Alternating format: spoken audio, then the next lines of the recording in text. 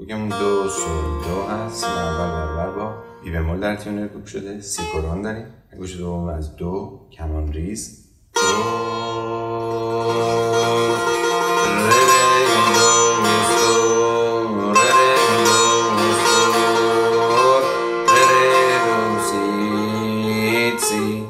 اینجا تک تک ریز شروع میکنیم، میایم روی دو، بعد روی سی کمان میزنیم، ریز میدیم به دو و بعد روی سی میشینیم.